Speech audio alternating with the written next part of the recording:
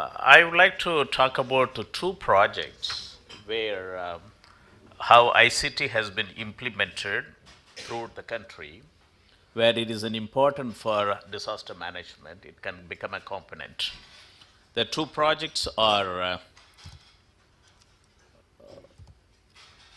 with respect to agricultural biosecurity and coastal security. Even though I have been specialized on government informatics at the grassroots level and also at the agricultural sector. One is that we have now networked about 7,032 locations in the country up to the block level to monitor about 143 YAE listed animal diseases. It is of economic importance, and unless the government declares the outbreak of the animal disease, it is not known to anybody else in the world because it will affect meat exports and so on and so forth. This is a very challenge in the country because even one disease like foot and mouth, per annum it costs about something like 20,000 crores annual loss in the country. That so it is a rural livelihood, and how we can save, and bring in a smile in the face of the 120 million livestock farming community in the country is an important thing. That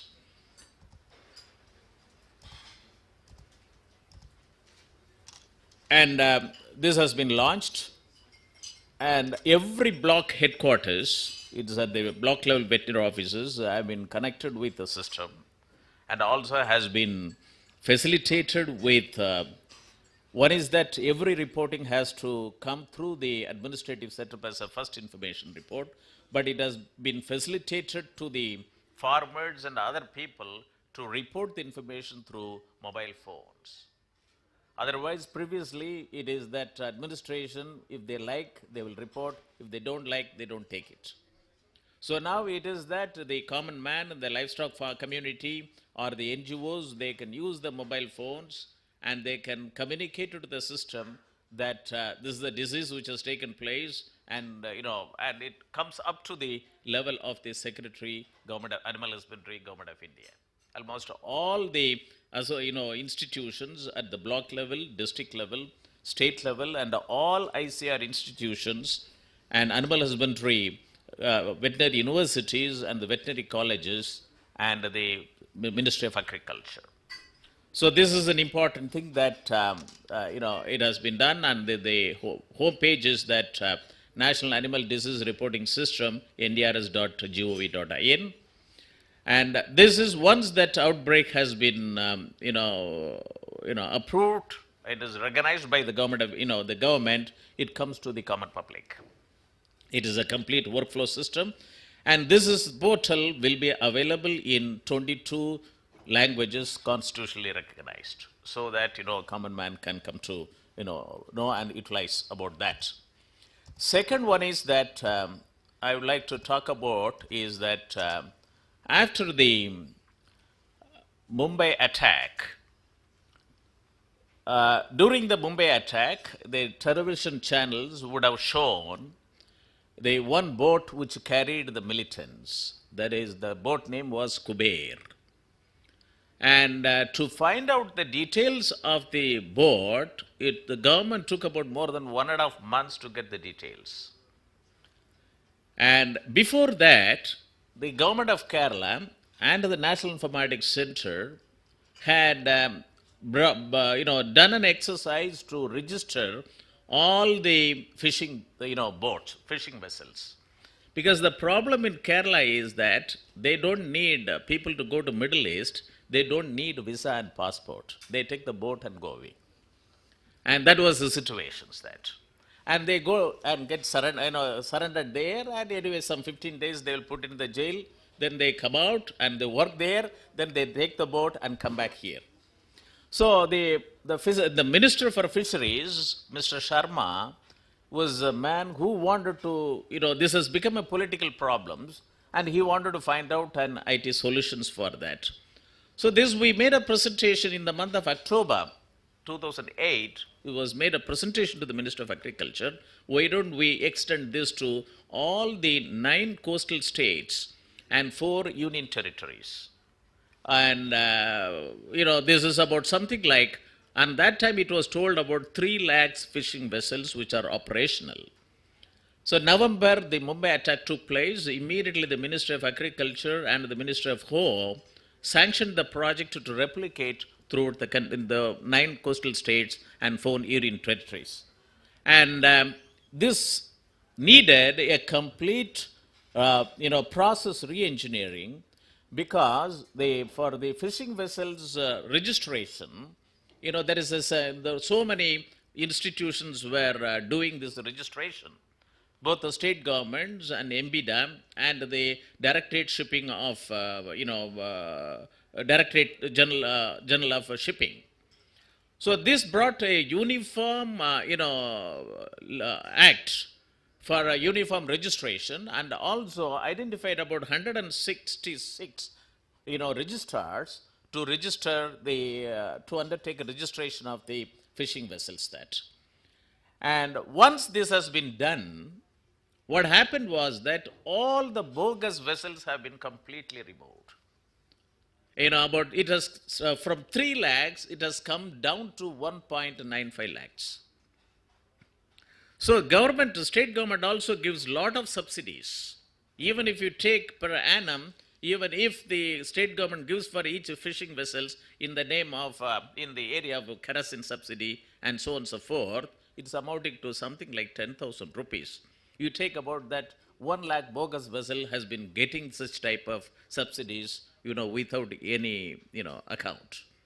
So now this has been made, and government also made it very strict, and this database of about 2 lakhs is being used by Navy, is being used by Coast Guards, it's being used by Marine Police, and is being used by all the agencies are associated with the coastal, marine fishing that. So now the Ministry of, it's the Navy is trying to use this as a base for their own marine domain projects that. Because the coastal security, hereafter the security problem is going to come from the coastal area through the fishing vessels, and how to, safeguard that. So one is that the fishing vessels registration, and second one is that Ministry of Home Affairs has now given the biometric based identity card to all the fishermen living in the coastal area. So these 2 databases are becoming a strong databases for coastal security.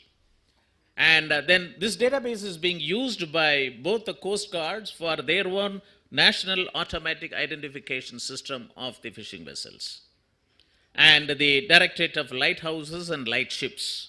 And we also would like to link the International Center for Oceanic Information System of Ministry of Earth Sciences for Oceanic Information Services to the fisherman.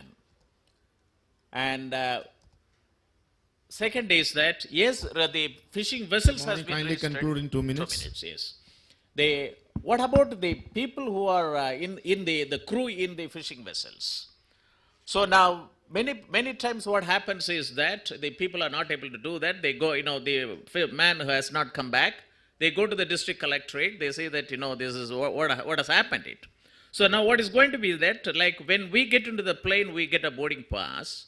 Now from the 166 locations and the common services centers, that before the people get into the fishing vessels, the government to give some sort of a boarding pass. Once this information is available, that all the agencies who are associated with the coastal security will have the details. And if there is a storm or cyclone or any other problems, they will be in a position to undertake search operations immediately. So there are 2 things which I thought that it may be of relevance for this conference, SecureIT, securing the nation, and this is an important thing. And one is on National Animal Disease Reporting System, and second one is that the National Database on Fishing Vessels. DRDO labs who are involved in the coastal security, they are also using this database. Thank you very much.